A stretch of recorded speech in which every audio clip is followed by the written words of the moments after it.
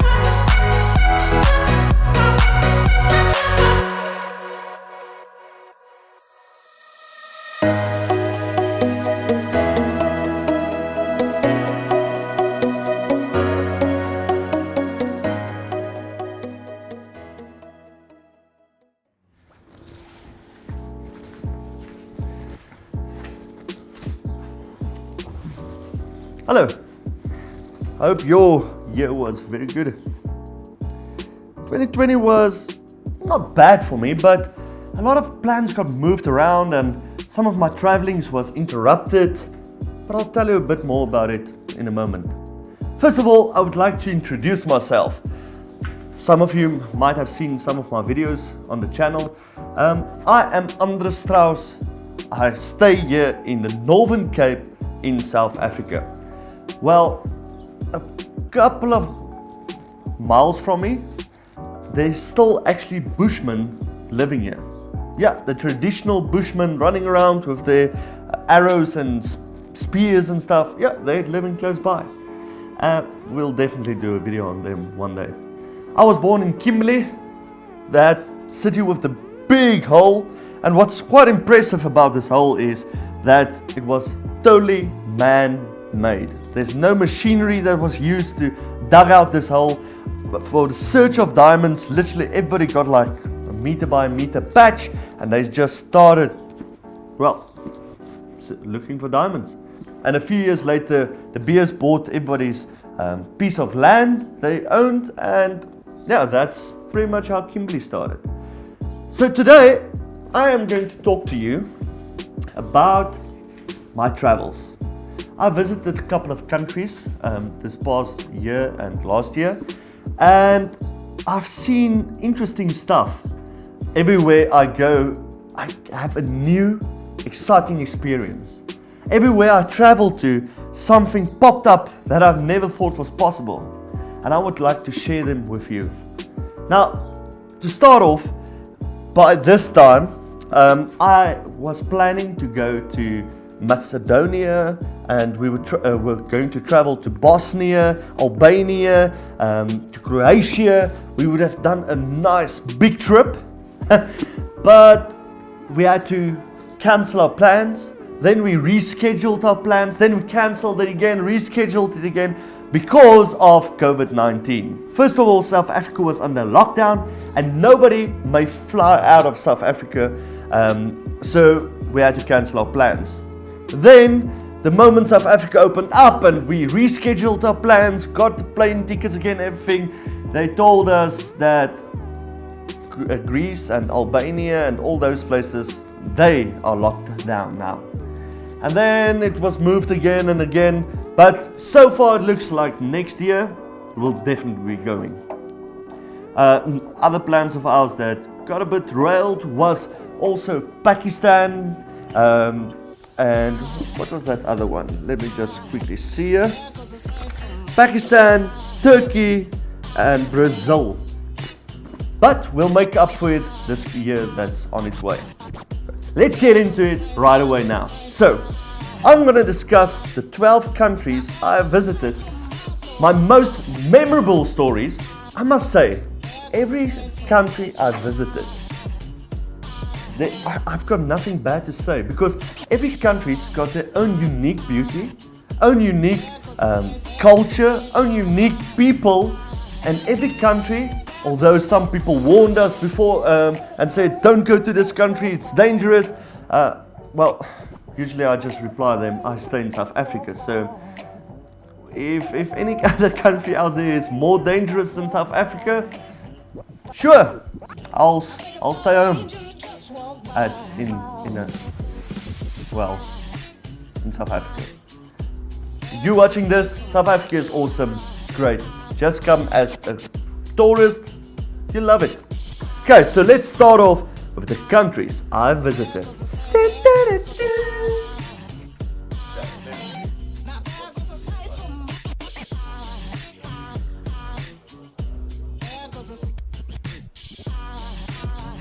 You can see me! Are you sure about that?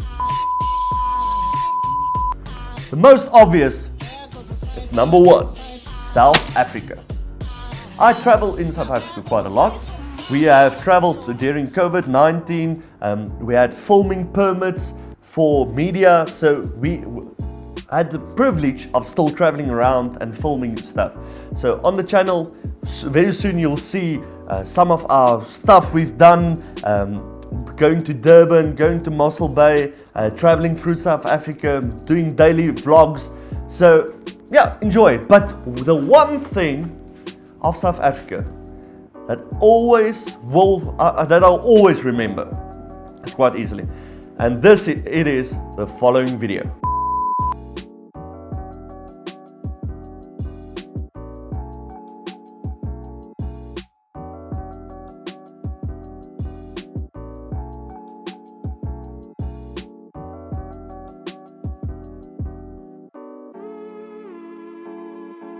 Okay, so to tell you what just happened there, that is in Durban at the Moses Madiba Stadium.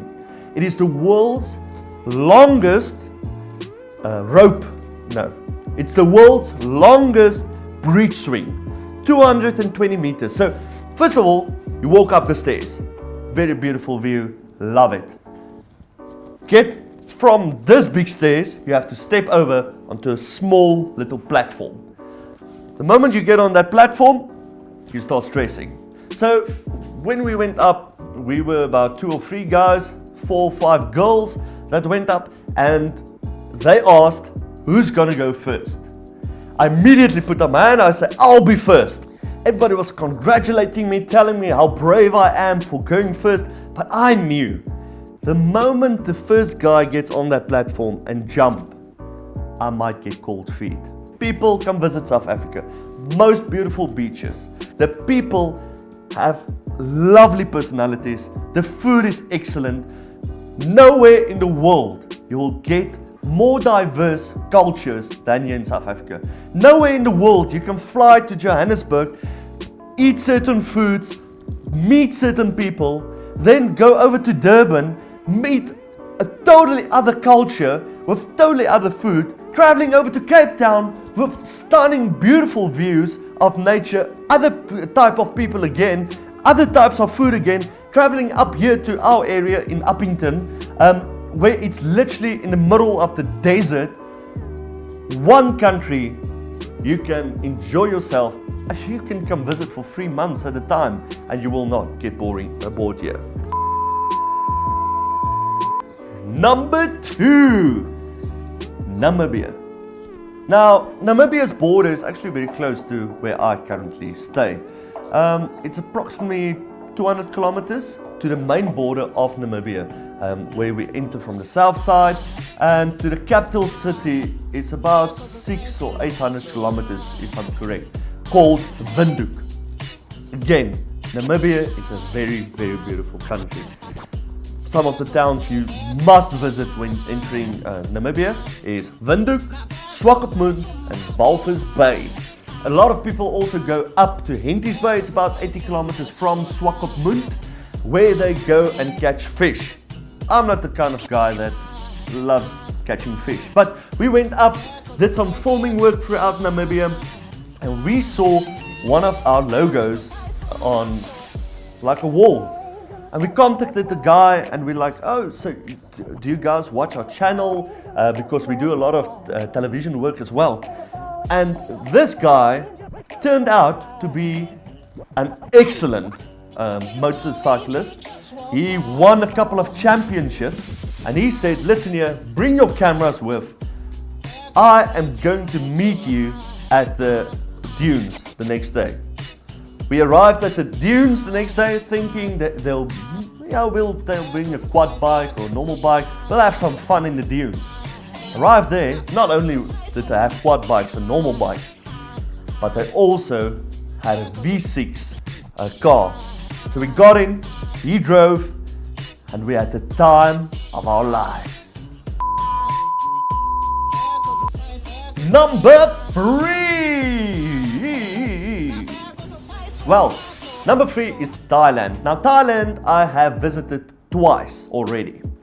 Once after I got married and we went over and had honeymoon in Thailand, and then a couple of years later we went again with some friends over. We flew to Thailand and we actually took some of our friends that were never overseas before. We took them, went to Thailand for a week and just enjoyed it. Now I love Thailand. First of all, the people. Everybody's friendly. Whether it's 2 o'clock in the morning, whether it's 8 a.m. in the morning, whether it's 12 o'clock in the afternoon. No one ever gives you like, I'm tired look. No one ever stops smiling. Everybody's so happy that you are there. No one gets irritated with you. Secondly, the prices. Now I come from South Africa, so for Europeans and Americans to come to South Africa, I think currently $1 equals 15 or 16 rand, and €1 equals also about 16 rand, and £1 is about 20 rands. So we don't have the best currency in the world. But when we go to Thailand, it's a bit swapped around. So 2 or 3 baht, Thai baht, is 1 rand. So when we get there, I need to explain this to you. So we booked an excursion for the day, for us and our friends. It was his birthday that day. So they showed up at our hotel with a taxi, got onto the taxi, drove all the way to a yacht, a beautiful big boat, got on to the yacht, and we pulled out. Yeah, yacht. Guys, it's a yacht. South Africa. The best English speakers in the whole wide world stays in South Africa.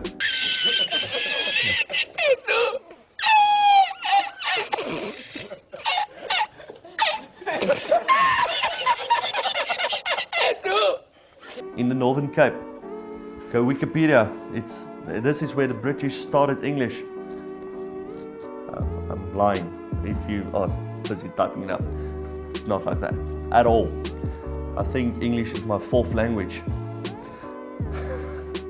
Okay. So got on this yacht and we went into the sea. Beautiful sceneries, about 40 small islands all around us, and we stopped at the first island. They got canoes. Okay. They got out some canoes. We hopped on. There's 2 people on a canoe, and they've got somebody that's operating the canoe. We went into a back cave in the middle of the ocean. It's like this tiny island cave. We literally got onto a kayak, entered the cave, and a lot of beautiful big bats in there. Went through it, came back on the boat. We were waiting for the people to go through the whole experience, and I decided to jump off and take a swim. My wife asked the guy, listen here, isn't there any sharks here? And the guy told her, no, don't worry, no sharks, only baby sharks. Yes, we're all thinking, baby shark. Okay, so from there on, we've traveled to another island. Arriving there, this was James Bond Island. A lot of you guys were there before, I believe. You can Google James Bond Island. That is where the movie Golden Eye of 007 was shot. And walked around there. They sell pearl necklaces for very cheap. Had some nice food and enjoyed ice cream. I also tricked my friend, whose birthday it was that day. He never had durian fruit in his life before. Now, durian fruit smells like sewage and it tastes the same. So I bought the ice cream, saw it had durian in, mixed with coconut, and I gave it to him, but he didn't know what it was. I bought myself only a coconut ice cream. They looked exactly the same.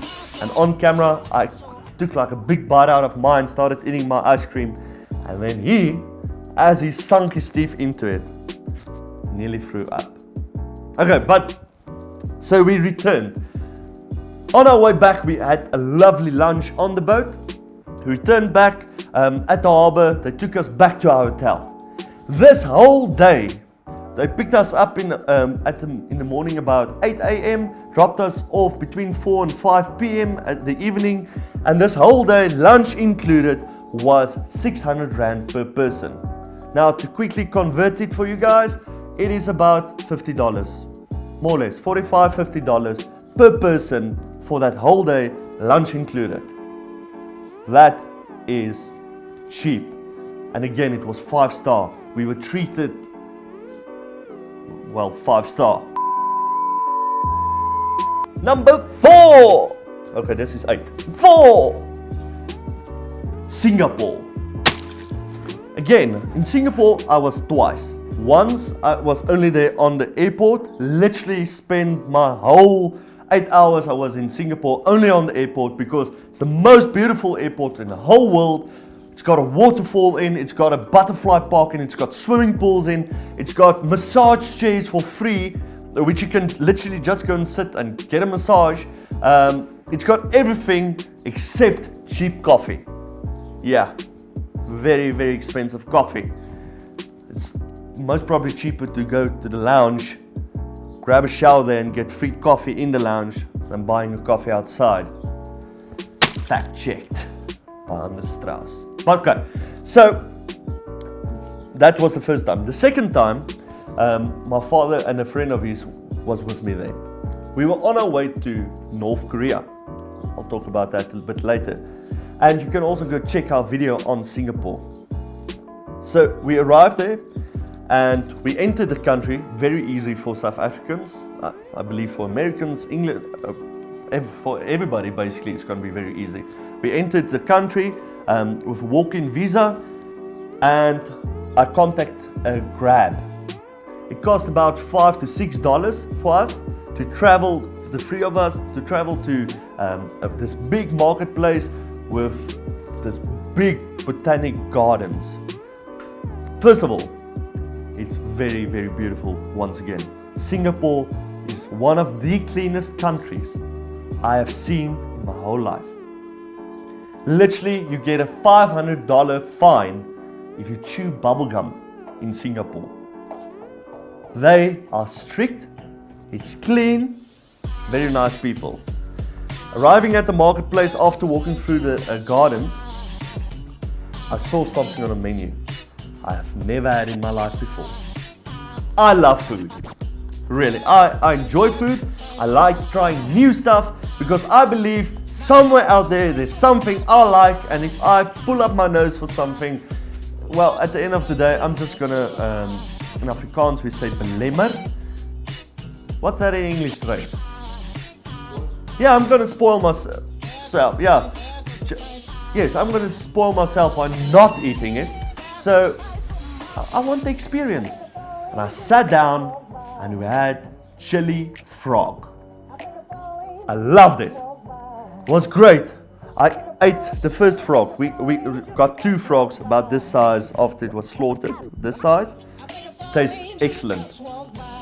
But the second one, taking my last bite,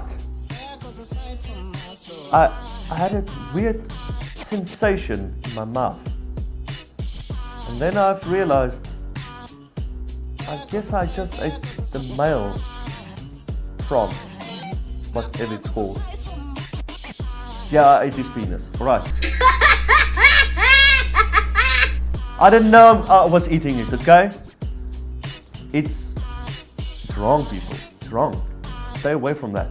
But the rest of the frog was excellent. Number 5. Except for Singapore, number 5, I'll say is the most safe country I've ever visited in my whole life. What country is this? It's an African country. It's a country that gets tourists, but sadly not enough. It's a country that has beautiful savanna plains, lots of animals. This is the country of Botswana. I love Botswana, personally. I had the privilege of traveling through Botswana a couple of times. We did a couple of shoots in Botswana. The people are amazing. Now, one of my favorite stuff in Botswana, which I can remember since going there as a little child. First of all, it's safe. As a little boy, I can run around there, no worries from my parents that I might get stolen or taken, because they are so strict. If you steal, they chop off your hand. They still do have the death penalty for certain crimes, and so they are very strict. But they are friendly, they are helpful, they are lovely people. I remember I got 10 pula. Now their currency is divided in two, that you get a pulas and then you get tembe, something like that. Yeah. So 100 tebe is 1 pula. Okay, so it's basically their cents. Okay, so I got 10 pula. And I went up to this one stall, and they've got like little vetkoek. You'll see a fat cake. Okay, yeah, you'll see a picture of it. But it's sweet, but very, very nice. And I asked, how much is it? And she said, 10 tebe. And I didn't do the whole calculation in my head as a little kid. I gave her the 10 pula. And I said, I want some of these fat cakes. And she said, all the money? I said, yes, please.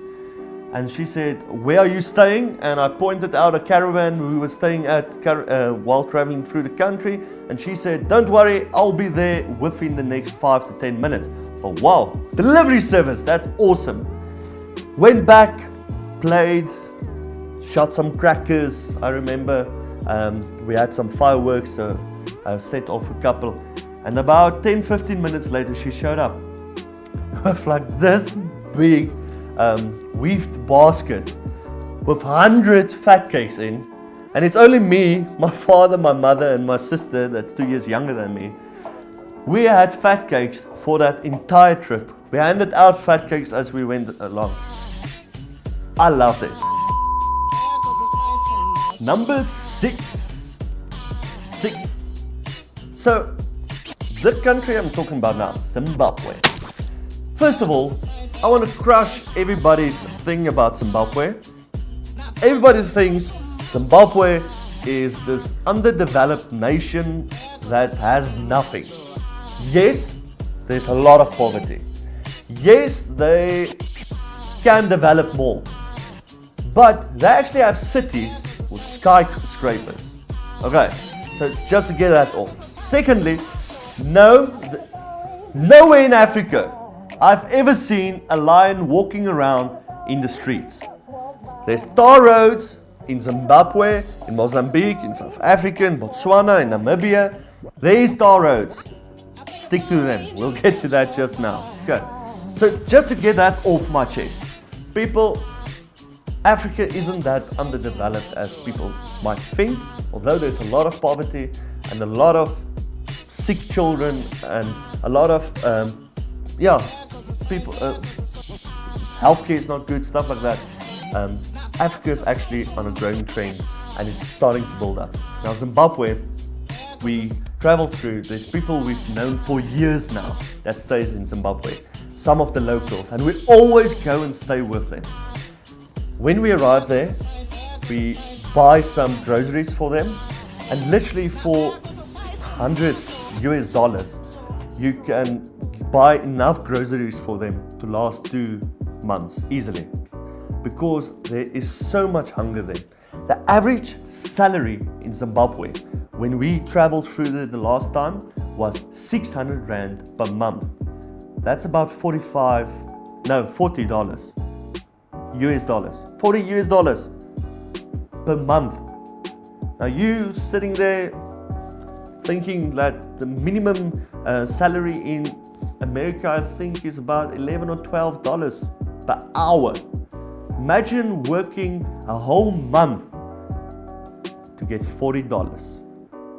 But we went and bought some groceries. They made us some lovely food. And one thing that inspires me about Pastor Dube every time we get there is how he helps the community. Even though he only has $1 or $2 extra, he'll give it to someone else. He'll buy some maize meal, or he'll get some food to someone. We got back just before the Corona lockdowns in South Africa. We've actually traveled through Zimbabwe, and when I've arrived back here in South Africa, we send him $100 US. I felt that we had to send it over to him, and the moment he got it, he sent us a picture the next week, which he literally went and bought stacks and stacks of maize meal, contacted the churches around him in his town, asked that all the disabled people come to his house, and he handed everyone a parcel of food. Imagine you getting $40, $50 a month. Would you do the same? Or would you just look at yourself and think, no, I'm already poor enough, I should keep as much as possible? People, I want to tell you, the moment you travel, the moment you get out there, you meet people. You see people that you can only strive to be as good as them.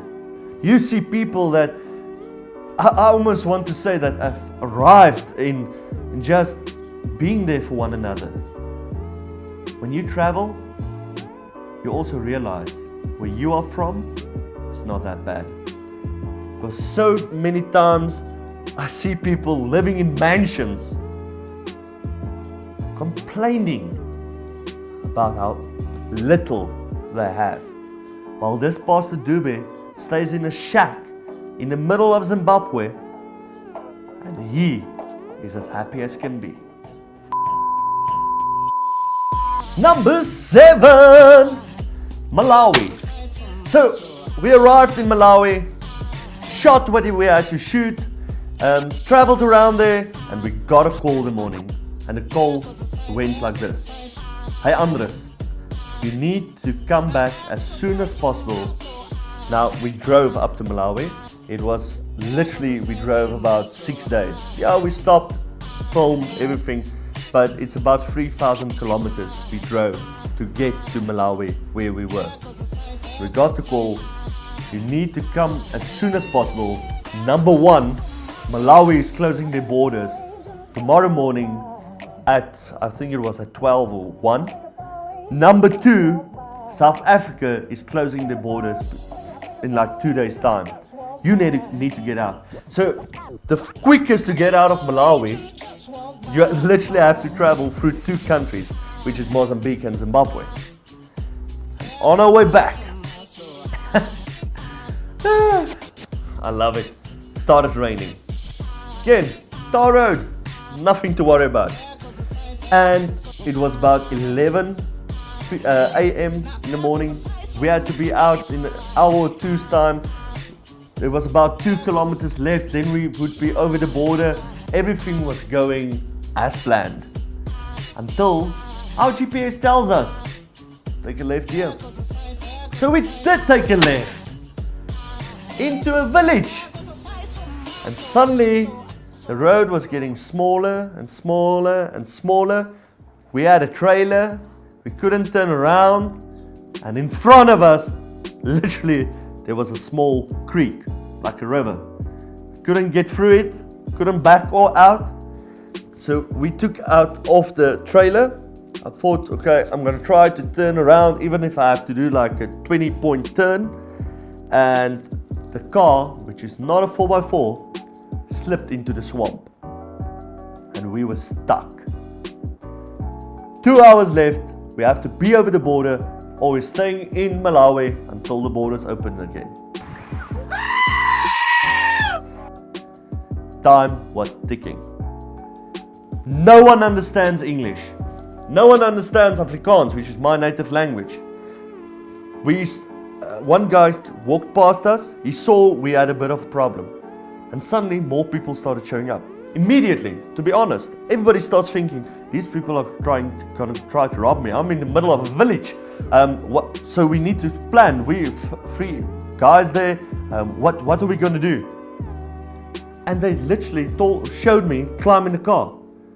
I'm like, what's going on here? I see my camera guy sitting there behind the desk editing. He and two other guys grabs the trailer and they start pushing it uphill. They lift up the car, like 20 guys showing up, lift up the car, getting us out of the swamp. We drive out of there. No one asking me money, anything. They wave, very happy. Luckily I had some money with me, so we gave to them and we gave some cool drinks we had, stuff like that. But super happy, and they just helped out, and we got through the border safe. Now Malawi, the currency is even better in Malawi for us, because 1 rand equals 40 kwacha. Malawian kwacha. So while going to the markets, literally you can buy one of these straw hats for like 6 rand. That is not even 50 American cents. You can buy food for, again, very, very cheap. Visit Malawi, very beautiful country, again, very friendly people. I must say, all of the countries I have encountered, I haven't received, I haven't met anybody that was not friendly, except for one country. I'll tell you about it just now. Number 8. You were wondering which country I was talking about. It is the UAE. UAE, the United Arab Emirates. Now, UAE is 7 Emirates that came together, and now they are the UAE. Okay, so one of the Emirates is Abu Dhabi, the other one is Dubai. That's the 2 most popular, and then there's some a bit more strict. Now, while in the UAE, okay, let me first tell you about the only guy I met that was very, very strict, that didn't smile at me or anything in this whole travels. But I do understand why. I do understand. We went, when we got to the UAE, we went to the Formula 1. It was exciting, loved it. We went in Dubai on the sand dunes, some sand safari. It's just an awesome country. Do visit. Even if you have a flight through there, ask your travel agent, listen here, can we add an extra day or 2? I want to see what's going on here. Do it. Okay, we got to the UAE, to Abu Dhabi. We had a look at the Formula 1.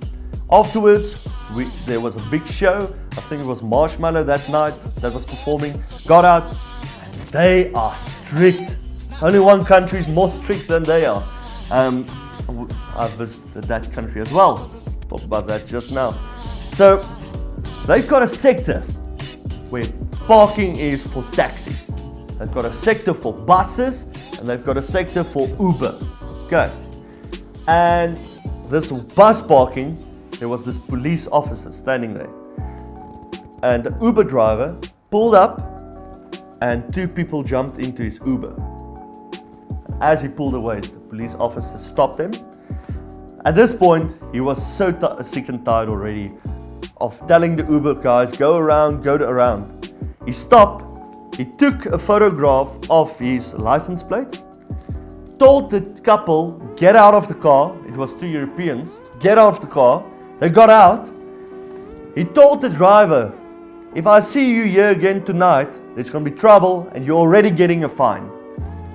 I'm just saying everything with a smile, while he was ready to start a boxing match, and my wife, meanwhile, standing next to me, yeah, go get him, get him, get him! It was quite funny. But at the UAE, we saw the Abu Dhabi Grand Prix last year, where Lewis Hamilton won, Max Verstappen was second. We had a great privilege. I actually met Lewis Hamilton, I've met Verstappen, Albon, a couple of the other guys. We've done the pit lane walk. I'm going to do Formula One events in the future again. But yeah, we're going to have some videos on here very soon, what happened in Abu Dhabi and Dubai. Only 3 countries left. We are at number 9, Mozambique. Yeah, Mozambique. Well, what I'm going to tell you, it's not necessarily what my fellow camera people will tell you. I actually loved Mozambique. We didn't go to the popular tourist destinations. We traveled through Tete and through other places. I loved it. They didn't enjoy it so much. The reason being, so as we traveled through Mozambique, we were on our way to Malawi. And the GPS told us, take the turn here. We took a turn and it was a gravel road. But it looked pretty decent. We used the gravel roads where we stayed, so we just went on. And then the gravel road went from good to bad, then from bad to worse, and then from worse to non-existing. And everywhere was the small villages. No one understood us, no one understood English. We just traveled forward. We saw on the map, okay, there's about 100 kilometers, there's another town. To travel that 100 kilometers, we never knew we'll take about 8 hours for us to travel.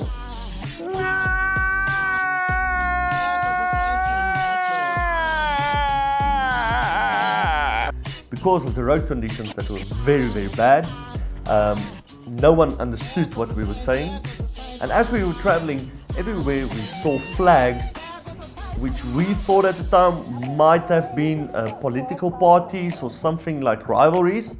But knowing now, where we drove through was actually an active ISIS location currently. Some of that villages has just been captured by ISIS. So yeah, nothing happened to us, luckily.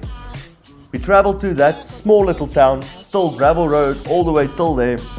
Arrived there late at the night, and a pastor told us after he let his son come that could speak a little bit English, and they said, okay, listen here, you can stay for the night in the church, but do not come out, because we are literally the only white people within the vicinity of 300 kilometers around there. These villages, some of these villages have never seen white people. I'm not kidding you even. The children were running away, hiding, thinking we might be mercenaries coming to hunt ISIS, I believe. But we slept in the church that night, and again, through all of this, these people are surrounded with a huge threat. We come and make the threat even bigger, because if they kidnap us, then, well, they score. ISIS scores, because then it can keep us ransom, stuff like that. After all this, the generosity of people amazes me. First of all, I tell the pastor, how much can I give you for us sleeping here tonight? And he said nothing. He doesn't want a cent. I actually tried giving him $10 even, and he handed it back and said, no, I don't want anything. Secondly, that night about 11:12, I had a knock on the door. Now, to be honest, I immediately was ready. I thought, this is it. They found us. Because at that moment, I was already sure something weird is going on. Because why the secrecy? Why us hiding in the church? Something's going on. And we opened up, and it's this pastor. And he prepared They literally went and caught the chicken, slaughtered it, and prepared it for us, and came and woke us up like at 11 at night, making a big rice and chicken and giving it to my team, and we just had a lovely time with him. Leaving the next morning, and we got safely on the tar road again, back to we went to Malawi. Another interesting thing is, as we were traveling in the middle of nowhere, trucks flashed its light at us, showed us to stop, and when we stopped, the guy like hanged out of the like his truck, and he's like spoke in Afrikaans and said, "Hey, where you guys from?" And it was like a contractor from South Africa, saw our number plates, and in the middle of nowhere he realized, and he gave us the good news. Like in 30 kilometers, there's a tar road that they're busy building. We got on the tar road and we got out of the country. Number 10. Number 10 is China. So we arrived in Beijing in China, staying again. I don't like traveling where all the tourists go to. I like mingling with the people from the city. I like staying where they stay.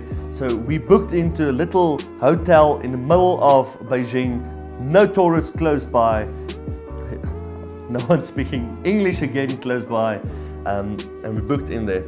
That night we went out to have a meal, and we saw this local restaurant, entered. It was like a double storage restaurant. They gave us seating on the top floor. I still don't know why, because I had to walk like this through to get on top. Okay, sat down. Again, they couldn't speak English. The menus was in Chinese, Mandarin, and we had to order. And they asked, "What do you want to drink?" So we couldn't tell them. I tried Coke, Coca-Cola, because that's usually what people understand. They didn't know. So I stood up again, hunched over, got down the stairs. Down the stairs at the fridge, I pointed that one, and that one. 3 cool drinks. I'm not sure how they're gonna taste. Again, something new. Got back up, went and sat down. Brought us our drinks, asked us, "What do we want to eat?" Again, menu didn't clarify to us. So I said, this, and this. And they said, "Shut." They went off. People, was I surprised? First of all, I ordered one of my favorites, fried noodles. I love it. We literally had a big bowl like this, fried noodles. Our second course was duck heads. Yes, you heard correctly, duck heads. Split in two, cooked in some sauce.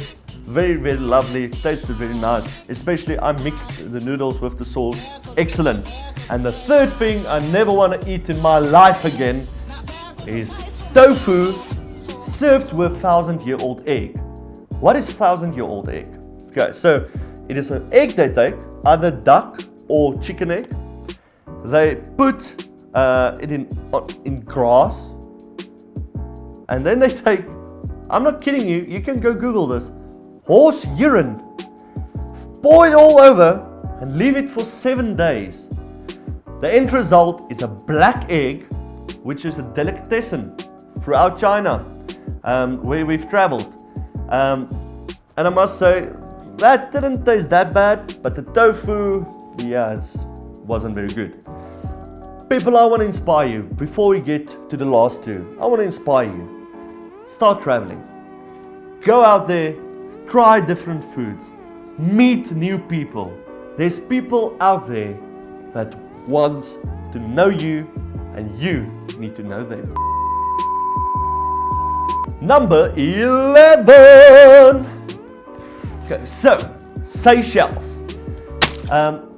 I had the opportunity of, when we flew back from Abu Dhabi, from the UAE, I had the opportunity to fly, have a direct flight, or to fly via Seychelles. So what I've done is I extended our booking, so we flew into Seychelles, and 48 hours later, first we flew out of Seychelles. What I didn't know is that my beautiful wife had jet lag. So my energy levels was very high, hers was very low. So I wanted to go to the beach to run around and explore. She wanted to go to the beach to just chill, just be there. I organized with the lady we've stayed at, we booked an Airbnb. So she took us down to the beach. We just chilled on the beach a bit, ran around there, had a nice swim. And then what my wife didn't know is I didn't tell the woman to come pick us up again.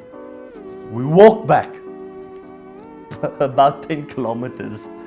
My wife wasn't very happy. Now, first of all, Seychelles has the smallest capital city in the whole wide world. The whole population of Seychelles is about 70,000 people.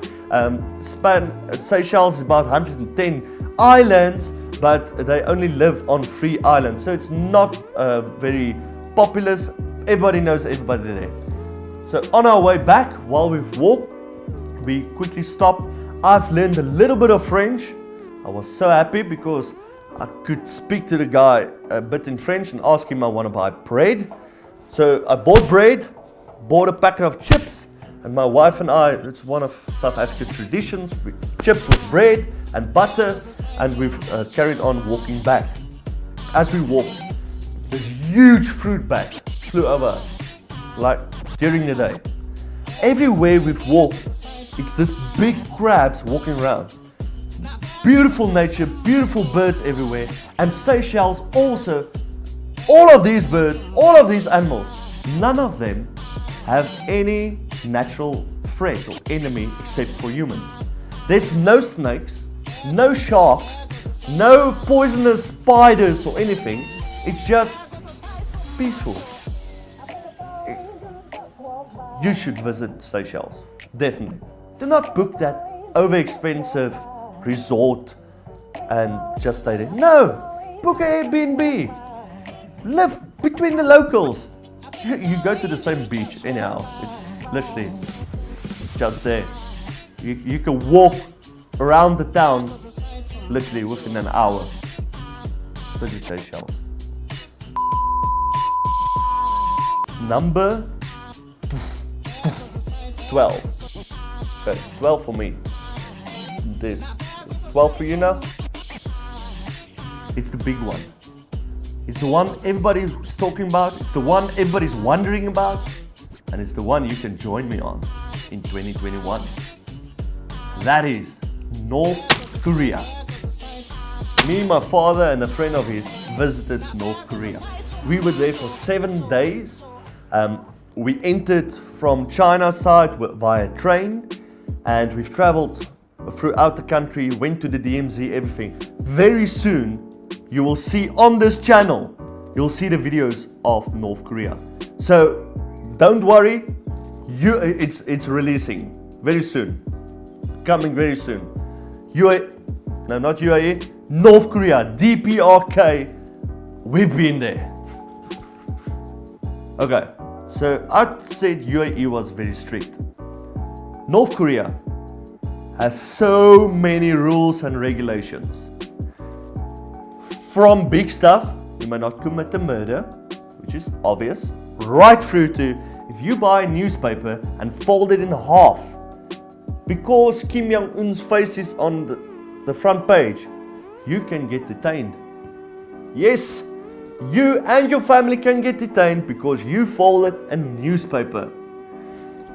While we were there, we had 3 guards the whole time with us, not to protect us, to make sure we don't talk to the locals. We had no Wi-Fi, no signal. Every single time we wanted to take a photo, we had to ask. Every single time I wanted to take a video, I had to ask. Luckily, I also had some other 360 cameras and stuff, so we got extra footage. People, you're gonna enjoy that series. You need to watch it. Exciting stuff happened.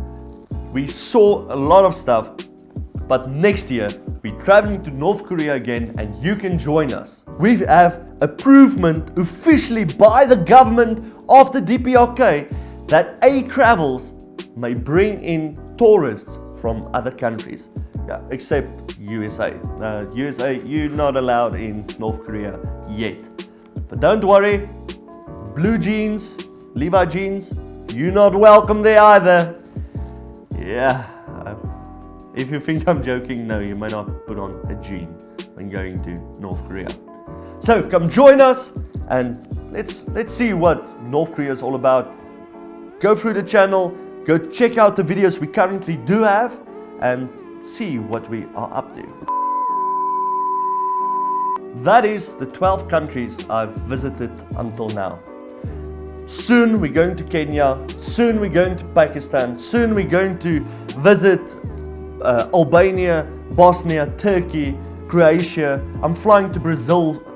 We're gonna have awesome content coming your way. I'm gonna show you how we are traveling, what's happening. Everywhere I'm traveling through South Africa, stories I'm hearing, I am gonna share with you. You should start traveling. Some of my videos you'll see I've got a long beard. Next moment it gets cut off in a challenge, then I've got no beard. Then again we traveling, I almost said to outer space, but if I'm ever traveling to outer space, trust me, I'll document it for you and we will put it on display.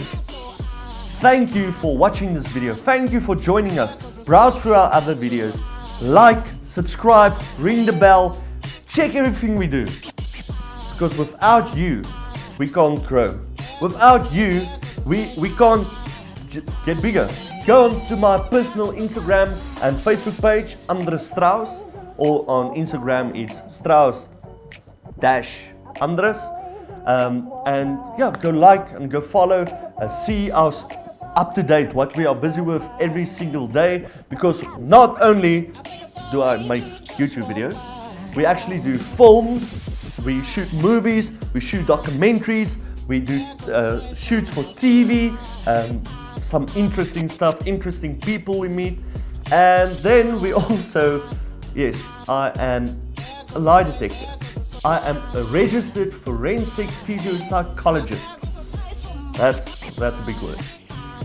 Soon we might put up some videos, but I'll tell you guys on my social media where you can get it, on how to read body language, how to tell if someone's lying, etc., like that. But thank you for joining us. Thank you for traveling. And if you ever have a traveling question, feel free to ask. Go to our website, go to our Facebook, go to everywhere. Like, subscribe, follow. Remember one thing. Keep traveling.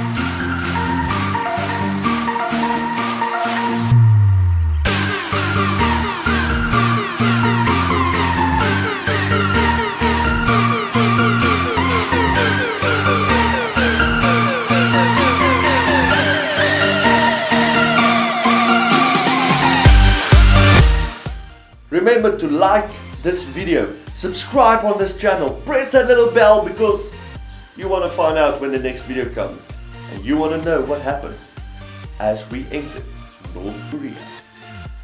Guys, would you like to have even more behind the scene footage? Would you like to see the photos taken behind what we get up to as we are traveling? Well, go like my Instagram page, Strauss_Andres. Like the bottom of the page, you'll see it there. Go on Instagram, follow me there. That's pretty much it. Please like the photos. Now.